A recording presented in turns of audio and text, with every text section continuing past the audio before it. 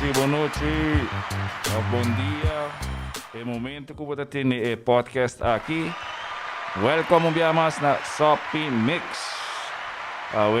Com outro tremendo show, não? Danke, vamos começar com os sponsors.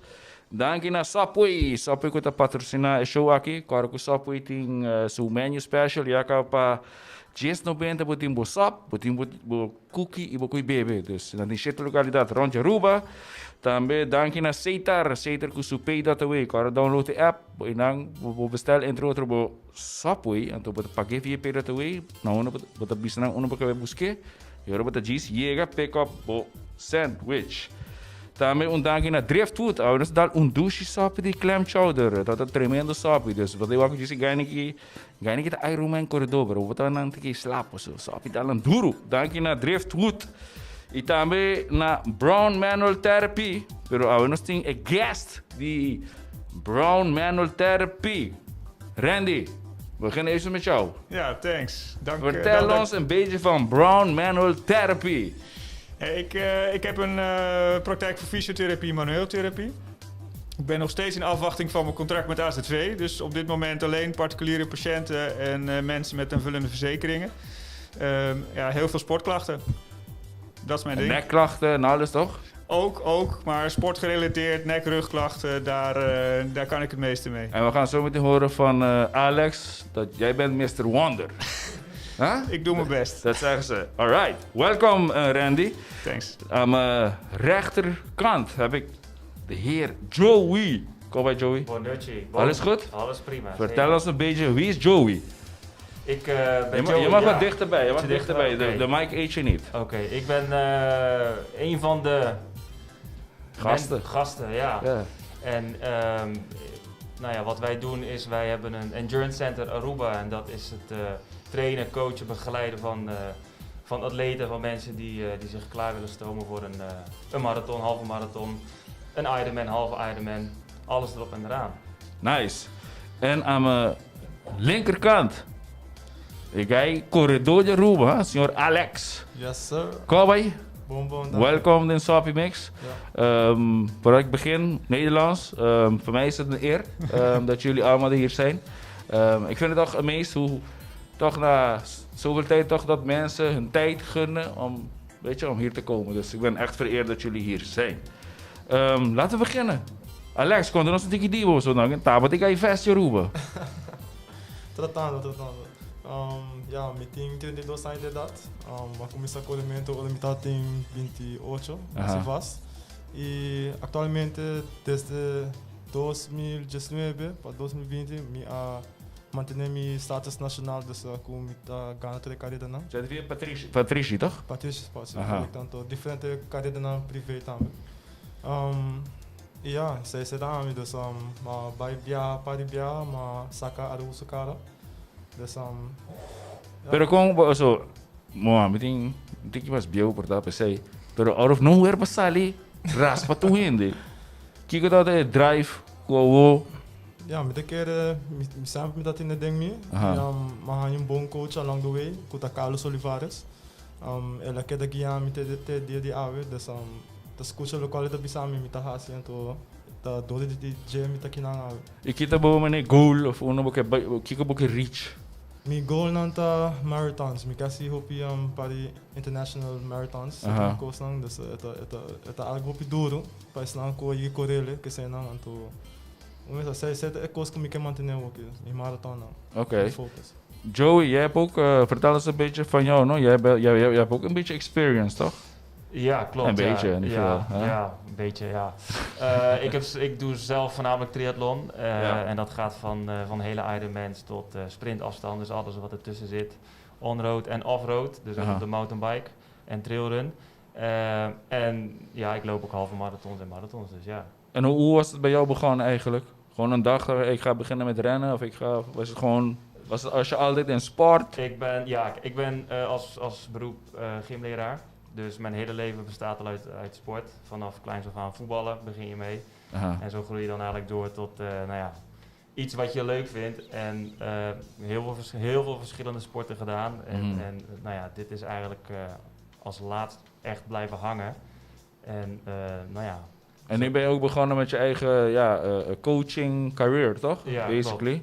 Ja, dus ik doe dat samen met Mario Nooyen. Wij doen met z'n tweeën hebben we Endurance Center. En nou ja, dat is toegankelijk voor iedereen.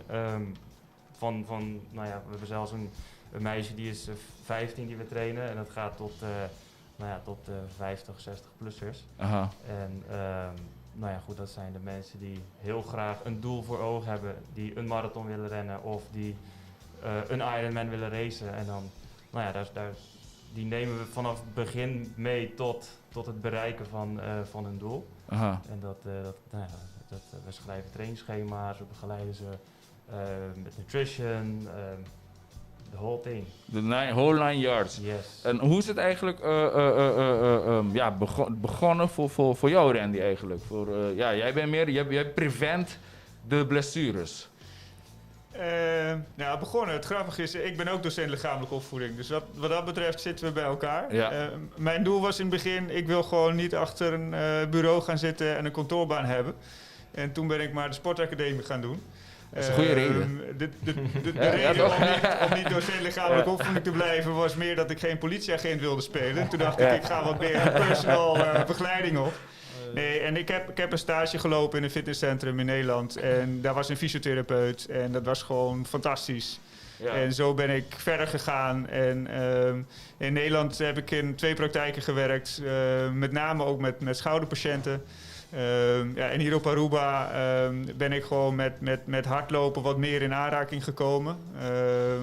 Doe ik ook, maar op een veel lager niveau als deze twee heren. Ik vind het gewoon leuk om mensen te helpen, te begeleiden, totdat ze zeg maar zelfstandig verder kunnen. Want revalidatie is eigenlijk meer het trainen in aanwezigheid van een blessure. En daarna is het eigenlijk, of tussendoor soms al, dat Joey en Mario dan weer verder gaan. Ja. Dat is aan mij niet besteed. Ik zeg van, je moet beginnen met 1 minuut hardlopen en 1 minuut wandelen. En als het goed gaat, bui dat uit. En zij gaan gewoon verder. Ja. Nu een vraag. Als iemand wil beginnen vandaag met rennen, lopen, wat moeten ze in hun mind hebben? Of hoe begint het? Het allerbelangrijkste is dat je er plezier in hebt. En soms duurt dat wel een tijdje met rennen, want mensen beginnen eerst van oké, ik wil betere conditie krijgen of ik wil afvallen of wat dan ook. En dan ben je op een gegeven moment hooked aan het rennen. Aha. En nou ja, goed, en dan is het afhankelijk ook weer van hoe snel je groeit of wat je niveau is. Ben je net begonnen of weet je, ligt het, je hebt je talent. Vanaf daaruit gaat het eigenlijk vaak in een stijgende lijn. Ja. Alex, kita bo record? Na, qual não? Gewoon bo record mes. Wanneer kita bo pace of como botar correr, hoe? Olha, tu coisa dependendo da carreira, Aha. Na Miami, mi a corre un full marathon, então uma corre de 2 horas e 37 minutos. Na 20 kilometer, de marathon é uma corre, mi tata na 1 hora e 10 minutos. Dus dat kon ik om je pohasi, dus ik denk de half marathon mis, dus ik keer um dia 3 neem, ik keer de half marathon internacional. E como te preparar mes para isso aqui não, mene, rene que começa a correr, como aba mes te preparar para isso aqui? Kita bo schema com que coach tanami mi. Pues hobby bia rene te começar a correr, não tem. Mas ligenos que é outra banda, mas ali é possível. Eu não tô vai na fase que eu penso da, é também tráfego de subir, não? Então, para mim vamos ser coach para poder guiar, então coach de minha focus riba esse tour tempo aqui. Stap voor stap. En meestal wordt een corridor também dat ding hoopie aan bereiken que na Aruba. Dus de dingen half marathon dan corre 1 dia 3, 1 dia 2, que man het guy com status. E como raak in contact com coach aqui? Wel, mi carreira amateur com dat ding na 2019 na oktober, de keer brandweer loop. Dat correndo. En dat segundo mi dat ding in die 3 lugar. Então, dat maneira como eu escuto de Jacob, então eu de contato ele por Facebook pelo menos a seguir volgen. Dus mas seguir assim me custa não me só. E op een bepaald moment me tá indo to flight me, que me tá dentro minha carreira, me tá. Quero um check. Maar indo to flight me então, você na hora de chegar no brandweer, botar e cobane de hour. imdawak minere nana, ela mani comida to mabira wak siniki anto na final de sei, de carrera como sali de 3 lugares comigo. Ela vem acercamento de nana de diabo. Ela weer een coach. Ela vira mijn coach. Ja. Eigenlijk door COVID. Você reparar que tem mais cena vira ativo, tem corrimento. Ja, a reparar que desde que na põe linha parque não, você reparar que o hopi gente a subir caia. E agora COVID. En jullie voelen dat ook qua training, qua Sigur, zeker in het begin zie je toch, COVID kwam aan en wij merken veel mensen willen veel meer bewegen. Ja. En hebben vaak eigenlijk geen idee hoe ze dat moeten aanpakken. Nou ja, dan komen ze vanzelf eigenlijk wel bij een van de coaches terecht die er op Aruba zijn. En ja, zo begint het eigenlijk. En nou goed, als je kijkt nu op straat, Linear Park of op Eagle, als je ziet hoeveel mensen aan het wandelen zijn, aan het rennen zijn, aan die fitnessapparaten hangen. Ja, super. Fantastisch. Ik bedoel, als je kijkt 10 jaar geleden op Aruba, dat is een groot verschil. Ja. En tegenwoordig, heel veel mensen denken aan een hartritme. Klopt. Hoe is dat met hartritme? Want hoe ik net zei, hoe we zijn begonnen. Heel vaak als iemand begint, willen ze zo snel mogelijk naar de andere kant. Ja. Maar heel vaak is dat niet goed. Klopt, ja. Je ziet inderdaad heel vaak mensen willen elke training zo hard mogelijk gaan en elke training een PR halen. Ja. Wat gebeurt er dan eigenlijk met je lichaam? Je gaat je lichaam overbelasten. En op een gegeven moment kan je lichaam het niet Dan ga je naar Randy. Ja, dan kom je bij Randy uit en dan zit je Randy daar. vindt het niet leuk dat je dat zegt. Nee, eigenlijk ik probeer ervoor te zorgen dat mensen niet naar Randy gaan. Maar ja, goed. Randy, waarom hebben we hem uitgenodigd eigenlijk? Ja, weet ik niet. Geen idee. Nee, joke. Maar goed, weet je, mensen willen vaak te hard en je moet een doel voor ogen hebben. Wat wil je bereiken? Ga je voor een halve marathon of ga je voor een 5 kilometer? Ja. Wil je het überhaupt gewoon finishen? Of heb je een tijd in gedachten die je wil halen? En daar moet je naartoe werken. En je kan niet elke training keihard rennen. Je lichaam kan dat gewoon niet aan. En goed, wat doet je hartslag? Je hebt verschillende zones waar je in kan trainen. Sommige mensen trainen in hartslag, maar andere mensen trainen ook in pace. Volgens mij train jij meer in pace dan in hartslag. Dus dat is ook... Sorry, jij houdt geen rekening met je hart? Nee. Gewoon... Helemaal geen kennis van u. Dus je op een ding hartband op boven? Nee. Alright. Aha. Maar goed, je kan het op verschillende manieren kan je natuurlijk testen. Wat is je zone voor die bepaalde pace? Dus dat is wel aan elkaar gelinkt. En hoe zet je zones? Want heel veel mensen begrijpen, wat zijn zones? Laten we het zo zetten. Zone is eigenlijk een percentage van je maximale hartslag of van je threshold. Het is net in hoe je dat ook weer kan indelen. Dus je hebt verschillende manieren waar je dat in kan indelen. Dus het is een percentage waar je in loopt. En hoe hoger je percentage, 100% is all-out. Dus dat betekent dat het gewoon full sprint is. Nou, dat hou je natuurlijk niet zo lang vol. En hoe lager dat percentage, hoe langzamer je rent. En in principe hoe lang je het vol kan houden. En toevallig zaten we net te praten over hoe die meneer, die recordholder. Kipchoge. Ja, hoe traint hij dan eigenlijk? Hij gaat full speed of is hij ook met langzaam? Want er is ook je moet je pace houden, toch? Zeggen we vaak. Ja. Dus als iemand wil beginnen, no? Wat adviseer je? Moet ze echt een doel zetten of ga gewoon eerst, ga gewoon even lekker rennen en zie hoe het gaat? Ja, begin sowieso lekker langzaam. Een comfortabele pace, dat je misschien zelfs nog een beetje kan praten. Dat is vaak een indicatie van ik zit in een hartslagzone die ik langere tijd kan volhouden. En het voordeel in een lagere hartslag zitten is dat je conditie wordt beter. Dus je fitness, je basis wordt breder. En hoe breder je basis is, op een gegeven moment gaat je hartslag zakken omdat je conditie vooruit gaat. Dus je hartslag is dus lager. Waardoor je uiteindelijk op het moment dat je intervals erin gaat brengen, waardoor je in andere zones, hogere hartslagzones komt, ga je eigenlijk je snelheid omhoog brengen. Ja. En op die manier kan je dus door middel van vaak langzaam te trainen, toch sneller worden. Nou, op een gegeven moment. Ja, dat heeft tijd nodig. Ja. Het kan niet van de ene dag op de andere dag. Ja. En hoeveel keer per week adviseer je iemand te gaan rennen? Dat is helemaal afhankelijk van wat zijn doel is en alles. Ja, maar ook van wat je lichaam aan kan. Ja. Er zijn sommige mensen die die kunnen drie keer in de week rennen en voelen dan, oké, mijn lichaam gaat op een gegeven moment protesteren. Ik krijg hier en daar klachtjes, pijntjes en dat hoort erbij. Randy. Ja, nou ja, goed, dat hoort erbij. Je lichaam moet zich elke keer aanpassen. Maar er zijn ook mensen die kunnen 50, 60 kilometer in de week makkelijk aan.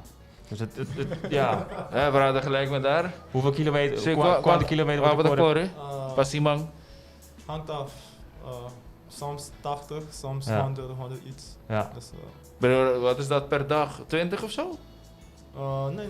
Dus, wat zei Alex zei dan, dus het hangt af. Dus misschien het eind van de week heb je 30 kilometer. En dat sluit af die 100, weet je. Dus maar in de week is misschien 18, Berapa de train tour dia? Zie je. Tour dia wat de train. So, agora meu business o cabo já que na bota vai dar um intervalo. Correct. Quando intervalo também tá, que pode que hou aan. Ja, pace no, hou een vaste pace. Pero kita bo fast pace. Ainda que na essa aqui tá bo fast pace. Maar ik kan me net zo aqui. Não, mas sai de sapi. Tu cosa depende. Of na nog hij sa con duro wat corrida, or wat sali ba carreira wat sali ba nang sabi ko men. Eigenlijk is het Ah, oké, we zo zeggen. Depende de kilometer trainen. Als je met de beste trainen voor marathon of voor 5 kilometer, sowieso 5 kilometer wordt dan mas explosivo. Pero pa que bota treino?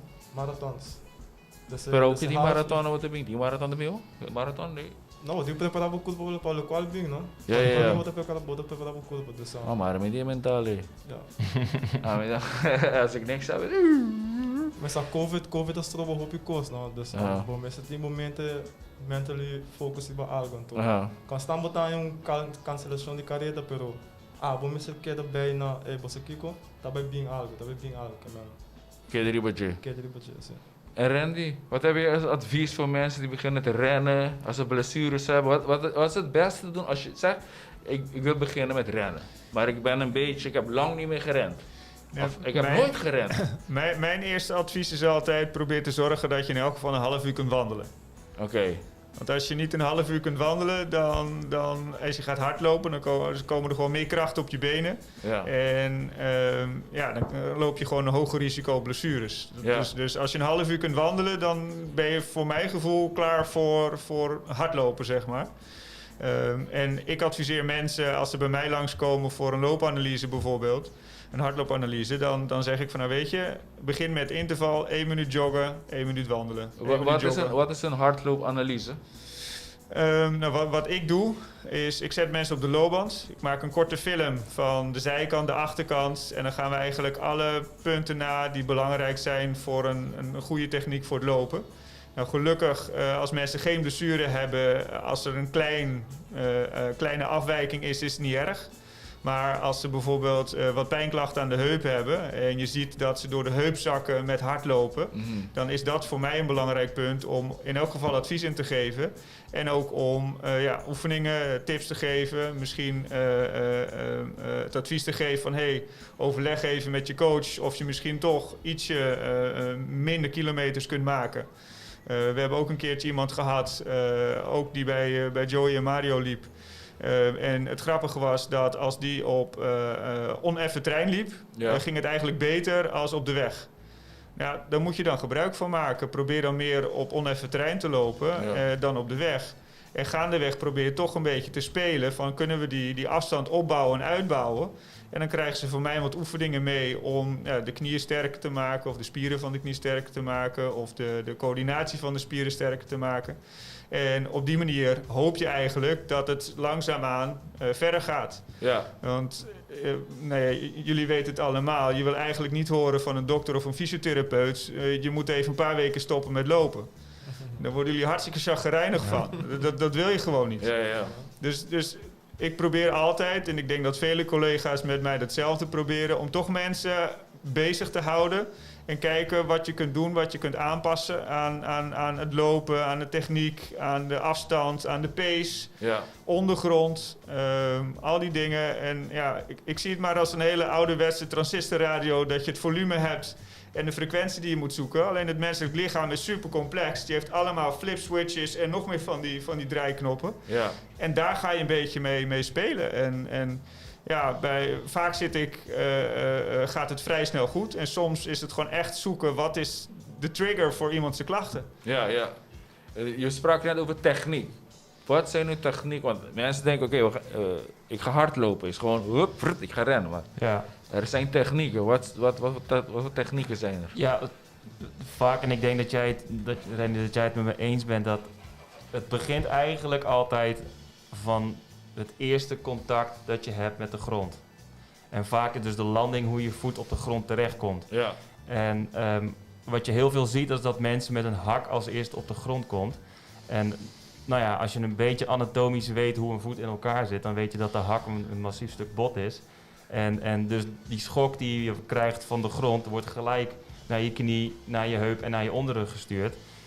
Dus de landing is heel belangrijk, dat je middenvoet landing hebt. Ja. Waardoor je eigenlijk al die kleine botjes in je voet die schok opvangen. Dus dat is eigenlijk één hele belangrijke.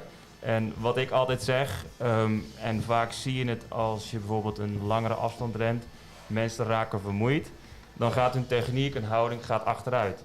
En op het moment dat je op souplesse gaat lopen, dus je rent, weet je, alsof je op veren zou lopen, dan merk je eigenlijk dat het een stuk makkelijker gaat. En die vermoeidheid wordt dan eigenlijk, als het ware, soort van minder. Ja. Dus je kan eigenlijk langer door blijven gaan op dezelfde pace die je in gedachten hebt. Vaak ook, doordat ik het weet, maar cadans is toch ook belangrijk? Ja. Je cadans bijhouden. Ja, dat heeft ook een beetje met die landing te maken. Dus als je Ja. een hele grote staplengte hebt, dan komt je voet verder voor je op de grond, waardoor je dus die haklanding krijgt. Dus als je een hogere cadans hebt, Aha. heb je dus een kortere stap, minder tijd dat je de grond raakt, waardoor je dus eigenlijk Dus heel basically efficiënter, vlieg je een beetje. Yes, Ja, klopt. Ja. Yes, Toch? Ja. En wat is een normale cadans? De average cadans om zeggen, oké, wat is een normale cadans? Dat je zegt van, oké, ik ben een oké loper. Ja, het is ook dat is een beetje, hoe zeg je dat, variatie. Wat zeggen we? Ja, wij zeggen 80, 90, een beetje in die... Ja, En dat is per been, right? ja. En nu een vraagje, want eigenlijk de show ging eigenlijk om het prepareren voor Ronde van Aruba. Dat Ja. jammer genoeg niet meer weer is verschoven. Hoe vinden jullie dat eigenlijk, dat het verschoven is? Weer, nog een keer. Ja. Huh? Meer tijd om Ja.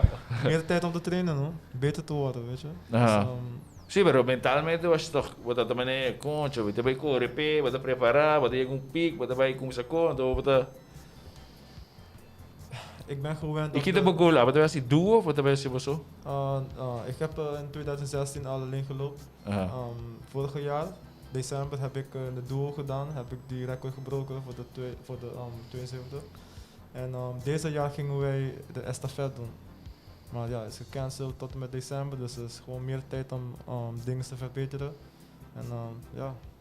Een vraagje, als je voor een, of zeg je gaat de ronde doen, je gaat met de estafette. Hoe lang van tevoren moet je beginnen met trainen voor zoiets? Als je echt van nul begint, of als je al een Ja, beetje... gewoon van nul. Je zegt, ik ga het doen.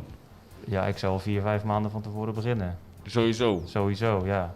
Ja, je hebt wel tijd nodig om het op te bouwen. Zeker als je duo gaat doen, weet je, dan ren je allebei minimaal 35 kilometer. Dus daar heb je lange tijd voor nodig.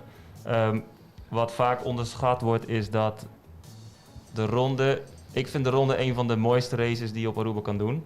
De sfeer is fantastisch, organisatorisch. Ik heb het 1 keer gedaan, maar ik vond het niet. ik vond dat stoppen, of rennen, dan stoppen Ja. en dan weer rennen, vond ik, Ja, dus dat vond ik niks. Dat is wat mensen dus onderschatten, ja. Vond ik niks. Ja, je denkt van, ik ga 2 keer 9 kilometer rennen, Ja. dat valt wel mee. Maar je zit inderdaad achter in zo'n bak, in de kou, in de stof en helemaal nog nat van het zweet en je koelt helemaal af. En dan moet je eigenlijk koud moet je weer gaan rennen. Dat is, plus je gaat door de nacht heen, je hebt weinig slaap, je drinkt misschien niet optimaal of je eet niet optimaal. Dus voor je lichaam is dat best pittig. About eten en drinken. Wanneer is het goed om te drinken? Zeg, oké, ik ga rennen. Na hoeveel minuten of kilometer zeggen, oké, nu is het tijd om even... Want heel vaak gaan mensen zo lang mogelijk door en ze houden niet rekening met voeding. Ja, ook dat is per persoon afhankelijk. Ik bedoel, iemand kan heel veel zweten Mhm. en die moet heel veel drinken. En iemand anders zweet een stuk minder. Dus die hoeft minder vloeistof of eten in te nemen. Heeft ook weer met de afstand te maken hoe ver je gaat rennen. Mhm. Persoonlijk, ik drink pas, dus ik ga met een Camelback rennen als ik langer dan 1,5 uur moet rennen. Is het minder dan 1,5 uur, kan ik het zonder drinken, kan ik het... Zonder water, 1,5 uur? Ja, dat kan. Dat kan. Maar je moet van tevoren goed drinken. Dus als je al te weinig drinkt en je plas is bijvoorbeeld al voordat je vertrekt een beetje lichtgeel, ja, dan heb je kans op krampen, dat je op een gegeven moment moet stoppen. Dus je moet voordat je gaat rennen al goed voorbereiden dat je genoeg drinkt en genoeg eet. Heel vaak is er ook pasta. Ze zeggen dat pasta en zo heel goed is. Waarom is dat goed? Ja, pasta zit vol met koolhydraten en koolhydraten zijn sneller... Maar ik heb begrepen dat juist heel veel van mensen die veel pasta eten en rennen, en op een latere leeftijd krijgen ze problemen met suiker. Is dat waar? Ja. Ik denk dat dat meer komt door andere redenen, ik dat wou je last net- krijgt ja. van suiker. Ik Ja. denk dat het niet van het pasta eten komt. Ja, ik heb het wel gehoord. Wel heel Ja. vaak mensen dat ze, doordat ze veel pasta eten, converten in suiker en dat ze later suikerproblemen krijgen. Ik ben geen voedingsdeskundige erover, Ja. maar suiker ook krijgen sterk. is meer gewoon van het algemeen ongezond eten. Zoet. Nee, van algemeen ongezond eten. Ja. En niet alleen zoet, maar ook gewoon veel softdrinks, Vet, veel vet, slechte ongezond vetten, leven. Dat weet ik dan wel van diabetes, zeg maar. Een van de eerste fases is dat het lichaam gewoon wat minder gevoelig wordt voor suiker. Ja. Als je gaat trainen, dan wordt het lichaam juist weer gevoeliger voor suiker. En je hebt uiteindelijk suiker als verbrandingsmiddel, als benzine heb je gewoon nodig. Maar als jij je lichaam volpropt met allemaal minder gezonde dingen, dan gaat dat je niet helpen. Ja. Ja? En heel vaak hebben ze ook van die gels. Zijn die gels goed? Die gels zijn op het moment dat je ze nodig hebt, zijn ze heel goed. Ja, dat weet ik De wel. gels bestaat uit suiker, Ja. heel veel suikers. En dat is het eerste wat je lichaam opneemt. Dus op het moment dat je het in je mond krijgt, dan worden de koolhydraten of de suikers worden al opgenomen en worden gelijk door je lichaam gebruikt. Ja. Dus dat is je brandstof op dat moment. En als je voelt bijvoorbeeld, je zal het ook wel eens gehad hebben, als je een dip krijgt, Ja. je neemt even een gel en dan na 5 minuten voel je eigenlijk relatief weer oké. Beetje Ja. beter, ja. En dat is precies wat die gel dus doet.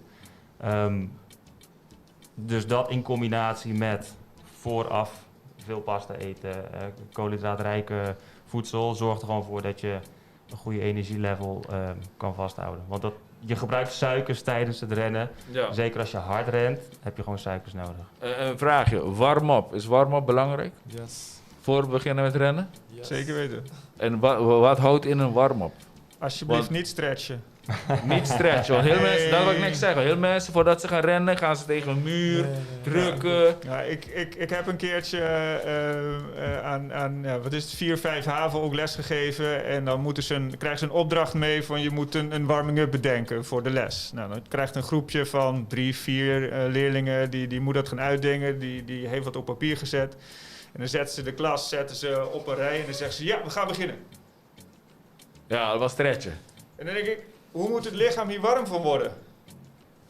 En dan, ja, Maar waarom is dat zo dan? Waarom is dat mensen, waarom denken ze gelijk aan stretchen? weet ik niet. Ik weet het niet. Ik weet niet waarom ze dat doen. Warming-up is voor mij het lichaam warm maken, klaarmaken voor inspanning. En Ja. de temperatuur een beetje omhoog krijgen, de spieren warm maken, zorgen dat de spieren wat beter door bloed raken. Eigenlijk voorbereiden op inspanning. Nou, zeker als je een snelle afstand of een lange afstand doet, kan je niet vanaf de achterbank van de auto, en dat is de challenge bij Ronde van Aruba natuurlijk, dat je gewoon ineens gaan. Ja. Ja, kan je niet een topprestatie leveren. Je moet gewoon het lichaam voorbereiden. En, maar je kon altijd warm-up. Dus hoe warm jij op? Voor mijn training, bambisa 10 minuten. Aha. Zita carreira também, depende com larga carreira tá, Aha. a quartier carreira tá. Bijvoorbeeld door comita ongeveer kuta corre mané distância largo. Zita sinei, mita gewoon 10 minuten. Zita distância quartier comita hasi tiki mas. Pero kijk daar, we gewoon bij Corribing back op, dat jump in jacks of... No. We moeten gewoon jog rustig, gewoon pace rustig. Pace 6, pace 7 rustig gewoon. We kent op corpo no. Dus iemand die begint met rennen, moet gewoon eigenlijk niet stretchen en gewoon rustig beginnen. Yes. Basically. Ja. Als ze stretchen prettig vinden, moeten ze het doen. Maar dat helpt niet echt om het lichaam warm te maken. En als je gaat kijken naar hardlopen en stretchen, dat is eigenlijk een langdurige rek op een spier zetten. Ja. En hardlopen heeft niet een langdurige rek op een spier. Eigenlijk wil je bijvoorbeeld de Achillespezen en de kuitspieren, die wil je eigenlijk juist een beetje op tension hebben. Ja. Aha. Want je Achillespees die slaat de energie op als jij je voet neerzet en die propelt je weer vooruit. Ja. Dus eigenlijk wil je hem juist een beetje excited hebben. En als je gaat kijken naar bijvoorbeeld sprinters bij Usain Bolt. Ja, die jongens voordat zij gaan sprinten, dan zie je ze juist allerlei gekke sprongen maken om die kuitspieren, om die beenspieren maar explosief te maken. Ja. Dat hoeft een lange afstandloper, hoeft dat veel minder te doen. Maar als je je spieren gaat rekken, en dat is bekend, dan worden ze gewoon wat minder explosief. Ja. En ja, dat is voor het hardlopen niet nodig. Ja. En als je het gaat kijken naar blessurepreventie bijvoorbeeld. Heel veel mensen rekken achteraf. Nou, dat is denk ik psychologisch ook wel fijn. Even die spier uitrekken die gewoon lekker belast is. Maar als je kijkt naar blessurepreventie, dan helpt dat maar voor 4%. En als je gaat kijken naar kracht... Dus na het rennen, stretchen, ja? Dat helpt maar 4% van de blessures te voorkomen. Terwijl als je gaat krachttrainen, en dat is voor vele hardlopers wel eens gek. Als je gaat krachttrainen, dan is het juist dat je misschien wel 2/3 van de blessures kunt voorkomen. Omdat je je spieren toch beter traint om een zwaardere belasting aan te kunnen. Ja. Nou, bij Alexander durf ik het eigenlijk niet aan om hem ook nog eens krachttraining te adviseren. Want hij loopt al hartstikke veel en dat gaat goed, dus daar moeten we vooral van afblijven. Ja. Maar voor veel mensen zou het ook wel als ondersteuning goed zijn om een paar krachtoefeningen te doen voor het onderlichaam. Oh. Of wat core stability training bijvoorbeeld. Ja, en ik denk ook je core, toch? Je core is toch ook heel veel mensen vergeten hun core. Ik ben er één zelf van, denk ik. Ik ook. Ik ook, ja. Hoe dat de trainable core mee is. Maar zo, ja, hoe ben je dus een core is belangrijk, toch? Ja, absoluut. Vooral voor het voeten, rennen omhoog. Dus heen op de bestang, ze moeten dus ook hun core trainen. Ja, ik bedoel, de meeste... Om beter te worden. Ja, bijna alle krachten beginnen vanuit je core. Dus op het moment hoe beter je core opgespannen is en hoe dat allemaal samen zit, des te soepeler kan je rennen, des te langer kan je doorgaan, hoe meer kracht je kan overzetten enzovoort. Heel vaak ook als mensen beginnen te trainen, weet je, gaan ze ineens heel fanatiek. En dan ineens krijgen ze een dip. Hoe bedoel je? Een dip van Motivatie, ja. motivatiedip of een lichaam, ze zijn moe, ze hebben geen zin. Hoe kan je hier iets tegen doen? Nutrition. Ja, het is heel afhankelijk van wat is de oorzaak van die dip? Ja. Komt dat omdat je altijd te hard traint? Aha. Is dat de reden waarom het een dip is? Of misschien denk je dat je het goed doet, maar werkt het op een of andere manier niet voor je lichaam? Ja, je komt altijd wat heel veel mensen zien, in het begin groei je heel snel. Zeker als je net begint met, maakt niet uit welke sport je doet. Die groeicurve gaat super hard omhoog. Dus je denkt in het begin, wauw, als ik altijd zo zou blijven stijgen, dan ben ik pro in een jaar. Ja. Of 1,5 jaar, weet je. Aha. Maar op een gegeven moment komt je lichaam op een plateautje of tegen een plafond aan. En dat is vaak het kritieke punt van, oké, hoe ga ik hiermee om? Ga ik hiermee door? Of moet ik iets aanpassen om ervoor te zorgen dat ik weer door kan stijgen naar een volgende niveau? Yes. En hoe kan je preventen voor, we spraken hier over overtrainen, dus dat je te veel doet voor het lichaam.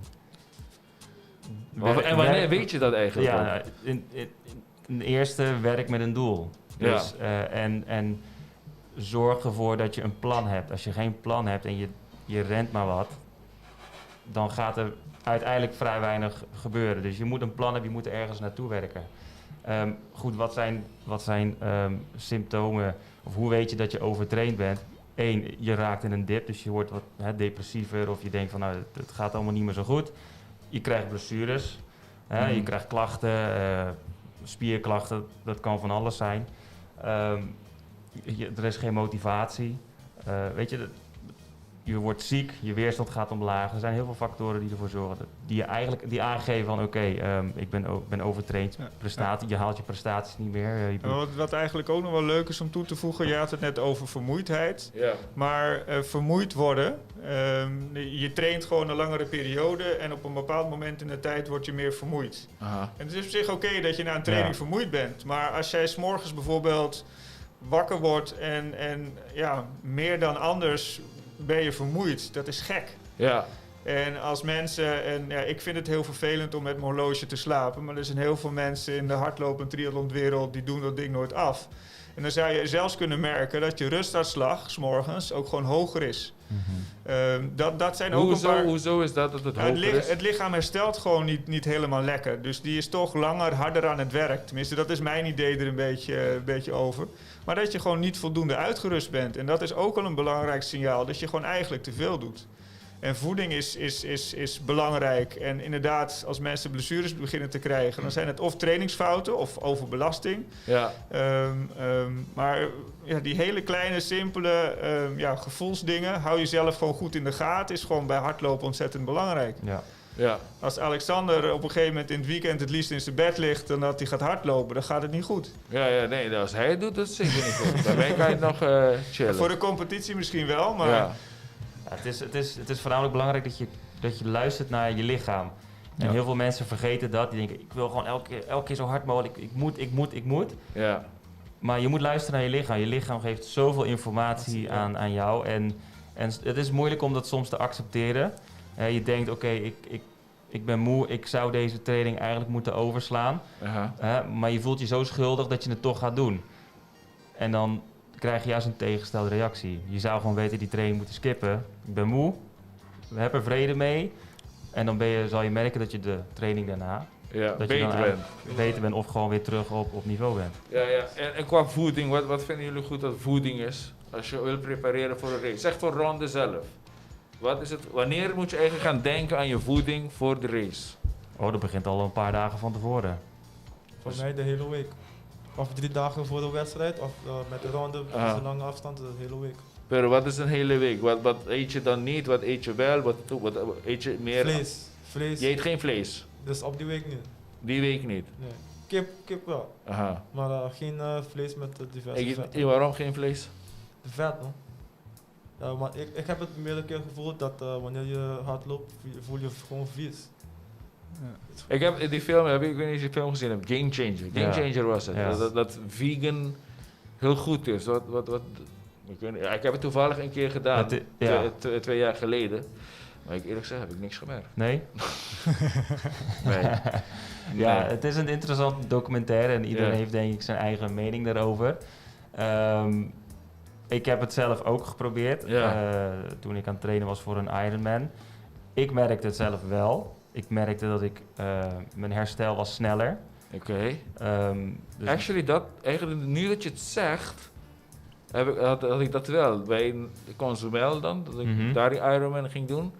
De dag daarna had ik geen stiffness. Het was gewoon, ik was chill. Ja.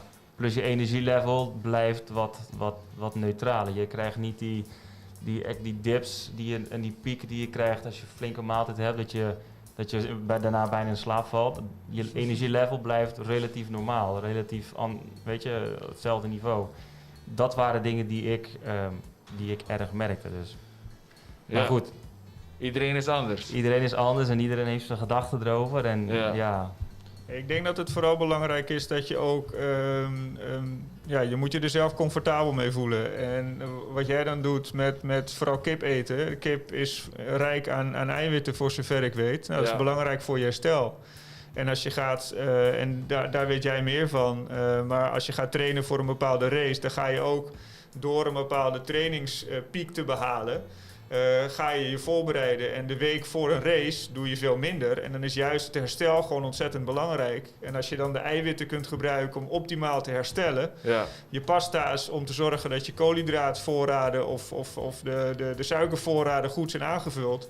En dan kun je gewoon zo goed mogelijk aan de slag. Maar ik heb me ook een keer laten vertellen, ik ben geen expert in long distance, maar ik heb wel mensen gehoord die dan ergens een lange afstand gingen lopen en haalden ze Gatorade in plaats van iets anders.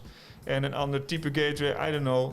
En die werden gewoon niet lekker van de drinks die ze tussendoor onderweg kregen. Dus het is ook heel belangrijk dat je eigenlijk ook voorbereidt met wat je kunt nemen, drinken tijdens een bepaalde race. Dus dan ga je in Miami racen en ze gebruiken daar Isostar in plaats van Gatorade.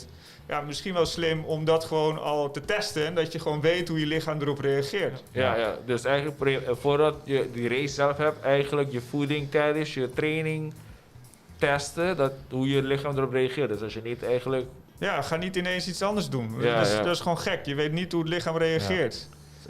Ik heb een paar jaar geleden met de ronde meegedaan. En dan ging een jongen, die ging bij zijn tweede run, wilde niet opeens een mueslibar eten. Denk ik bij mezelf, hoe ga je tijdens de hardlopen een mueslibar eten? Wat gaat dat je opleveren? Ja. Maar goed, wij zeiden hier, Gatorade. Ja. Dat hielp hem gelukkig al veel meer. Maar dat soort dingen moet je van tevoren gewoon proberen. En die jongens, ik weet niet hoe jij dat hebt gedaan met de ronde in je eentje. Ja, volgens mij moet je tussendoor ook wat eten. Maar ga dan ook wel oefenen met hoe dat werkt en hoe je lichaam erop reageert. Aha. Wat eet jij eigenlijk tijdens je races? Tijdens een race kan je helemaal niks eten, maar laten we zeggen met de ronde had ik fruit, had ik brood, gewoon, want ik heb niet gestopt, weet je. Dus 1 keer? Helemaal doorgegaan. Dus het was misschien een fout van mij ook, want het is 72 kilometer. Je moest op een bepaald moment Dus dat was ultraman, dat was ultraman. Ultra race, ja. Ultramarathon. Dus het was een beetje gek.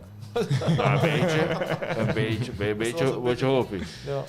Ik heb vrienden die hebben dat 2-3 keren gedaan. Ik wil weten, wat is in jouw hersen? Weet je, het is gewoon... Maar wat...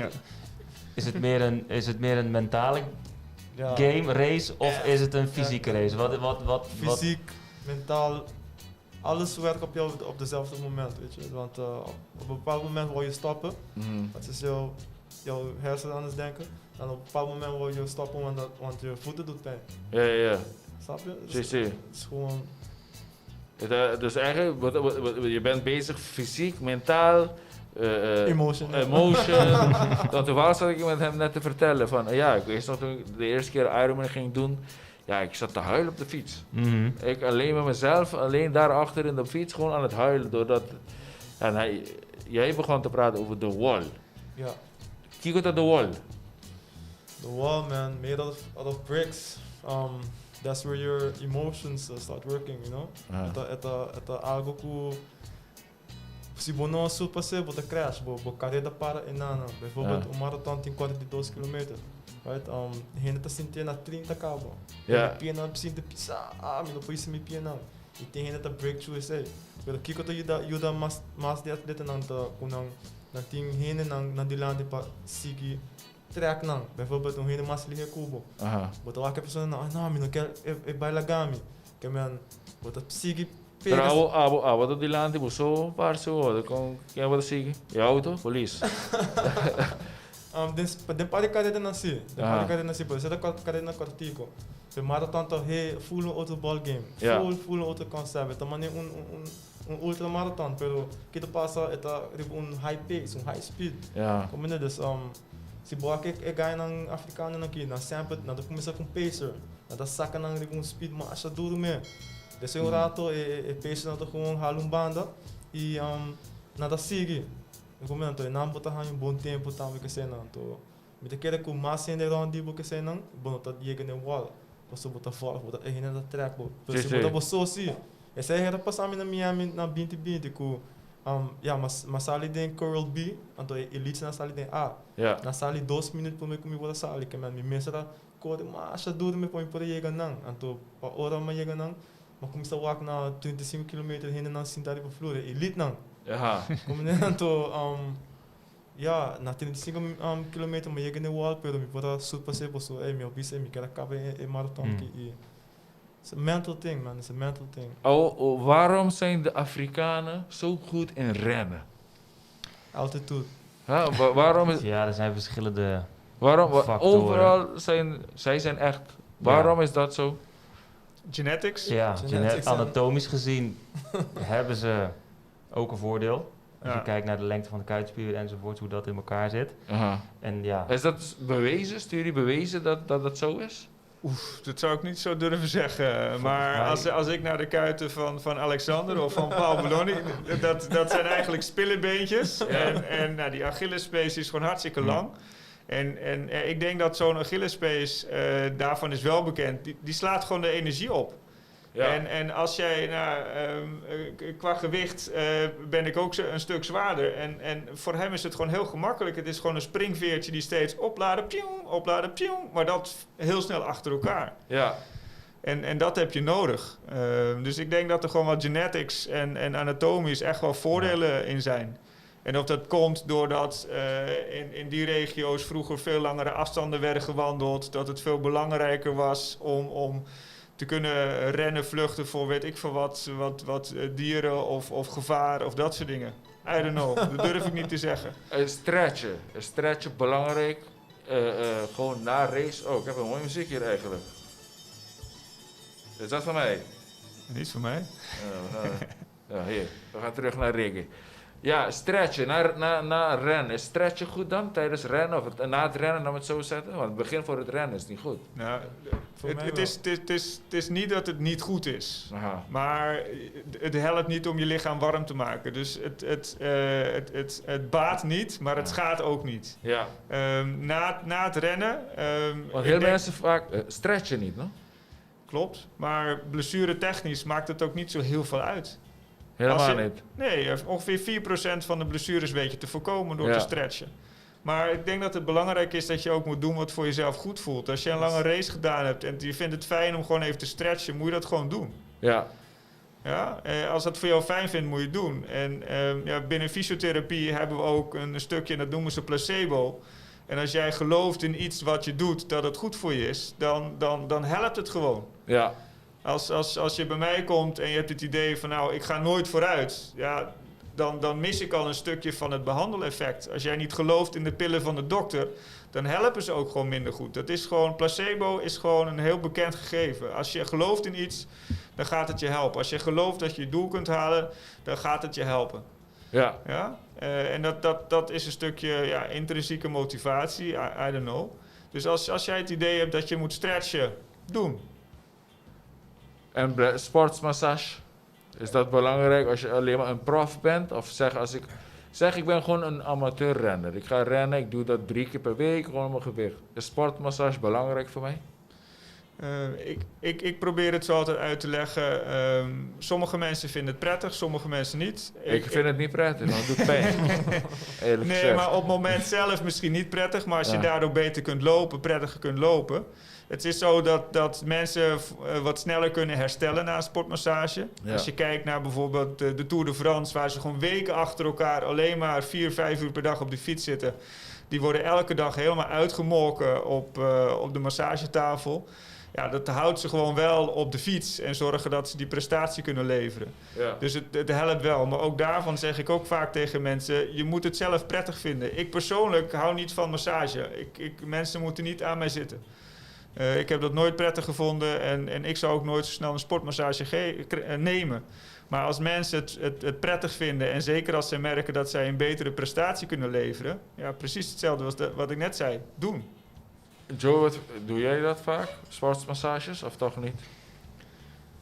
Ik heb er geen regelmaat in, maar ik doe het wel als mijn lichaam voelt van oké, ik wil die ontspanning voelen.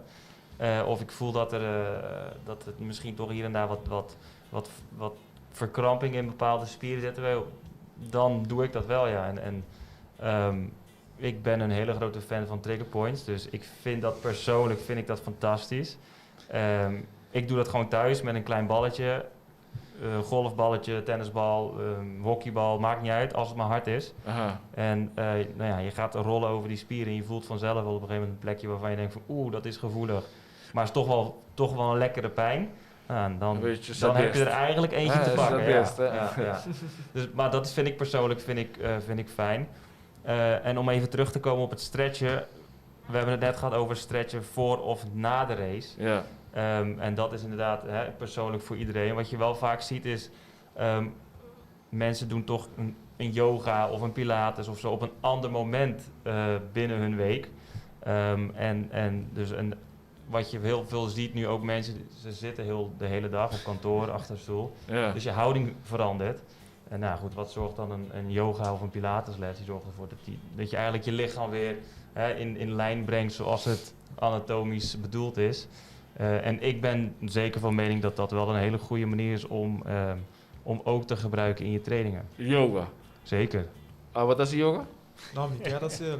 Tempo tá tendo na meu trabalho, pero después senhora tá bem mais, pero tá algo que lo me quer fazer. Posso tá assim bom mais flexível também, não? Aha. Dessa. Wat is die também que você não deu mesmo? Sim. Ja, wat is die sportsmassage também? Sim, me tá aqui também. Você é Dr. Wonder. Ja, Dr. Magic Man.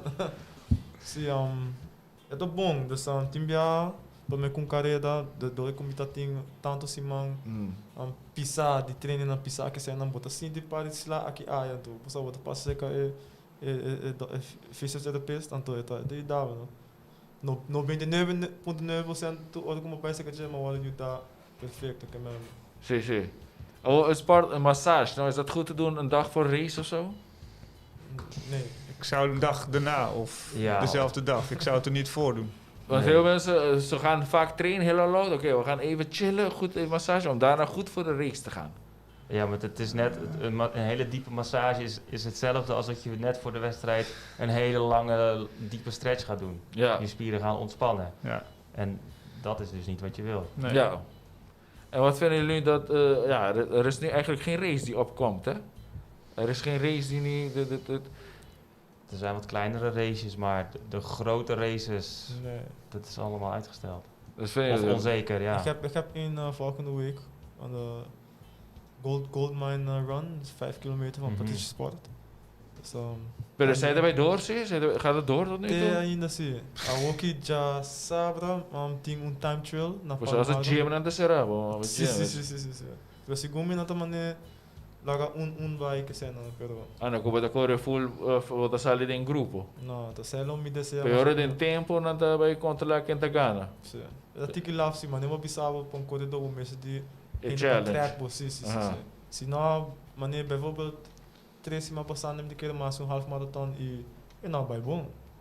Não vai bom, você normalmente bota rende na quizás quando começar, pili bota catch up do não. Sim. Parte dengue carreira não tá slow down e bota catch up do não e bota passa não, pero dengue saque mina bota. Mi devi parlare da una ruba, a volte di un team di corre, sono ruba di game teams. So mijn team tá a live running team. Então team mais cena de team e cubo. Sim, rolou, nós tá besta focus bastante de muito aqui, pero nós tem bastante. Dus hoe je komt ze corren, dan contact kan ze bij jou ook eigenlijk komen, toch? Jullie trainen ook geen kinderen, Joey? Jullie... Echt kids, nee. Zij hebben cita's. Dan nog tem niet. de 5 teco, just 2 mulheres, just 2 just 4. Want ik kijk, dan doe ik contact oude, 7, 7. Não, nós que passa a live running team tem fundação segundo, stichting. E nós temos nós ainda para Paseco. administratie, sim. Want ook zien ik bing onder die bij.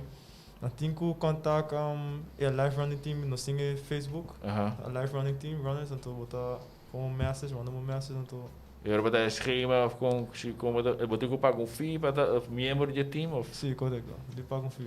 En de hebben dat een schema die dan het hoop kan. Não, nossa, você me coach assim ativo com Coach com boting, zij dat coach die voor het team. sim. Ah, dan naar Ruba. Carlos Oliveira, sim. Ah, mas ele tá fora. Não, tô conseguindo não. Dá difícil para ter coach de para fora para ajudar um pouquinho não, você não sabe como precisa botar correndo. O coach vai ser o agbo, você precisa não você Alexander botar sendo saque malo. Você não sabe caminho para treino, não sabe saque. Você coach botar de para fora, então mandava schedule que cena, eu tô lá. O status como tu pensa correndo, como não é. Aha. Pero via zo weer aan de usa training speak, Strava, dan op hoe je er aan komen daarbij? Better visual. Is dat ook voor jou, Joey, dat je ook steeds naar je atleten kijkt? Ja, maar wij doen allebei. Dus wij maken onze schema's op Training Peaks. Aha. En daarin kunnen we precies inderdaad volgen. Onze atleten rennen allemaal met een hartslagmonitor, met een horloge. Dus wij kunnen in principe alle data die wij binnenkrijgen van hartslag, pace, hoe je grondcontact is, alles erop en eraan. Kunnen we zien, oké, hoe heeft een atleet tijdens die training gedaan. Ja. Dat in combinatie met inderdaad het visuele zorgt ervoor dat je een heel compleet beeld krijgt van iemand. Waarin we dus ook heel snel kunnen zien, is een atleet, gaan ze richting overtraining of is het misschien niet uitdagend genoeg. Dus we kunnen heel snel daarop inspelen. En, Dus je kan al van tevoren iemand zeggen, doe je wat rustiger aan, omdat je Ja, dus je ziet de progressie van een aantal dagen of een aantal weken. En als wij zien op een training van oké, iemand gaat te hard, ook met het oog op wat is het doel voor misschien de week erop, kunnen we die persoon afremmen. Ja. Of juist stimuleren om extra te hard te gaan. Ook het mentale te testen. Dus het zijn allemaal hele kleine dingetjes die je ook constant aan die knoppen moet gaan zitten draaien om te zien, oké, wat werkt het beste voor die persoon. En wat voor hem goed werkt, kan voor jou totaal niet goed werken. Dus dat is ook nog, iedereen is ook nog anders. Ja. En hoe kan je mentaal voor zoiets prepareren? Voor mentally, want je zegt zelf, je moet toch mentaal ook klaar zijn. Maar ja, hoe train je mentaal ervoor? Ja, dus nou ja, goed, sowieso je lange runs. En je doet ze op een bepaalde pace of je doet ze alleen, dan kom je zelf op een gegeven moment tegen. En in gesprekken met atleten en ook kijken naar van oké, hoe heb je daarop gepresteerd, kan je zien oké, dit is misschien zijn mentale zwakheden, daarop kan je gaan inspelen. Of is die misschien juist mentaal heel sterk, oké, hoe kunnen we dit misschien nog sterker maken? Dus het is per persoon is het heel afhankelijk. Oké. Guys, ik weet niet als jullie nog wat hebben te zeggen, we zijn bijna een uur al bezig. Als jullie tips en tricks nog hebben voor mensen die willen beginnen of die beter willen worden. Ik denk dat we het allebei heel erg eens zijn dat je een coach hebt. Dat je iemand hebt die je begeleidt. Ja, zet een doel ook, zei je? Zet een doel.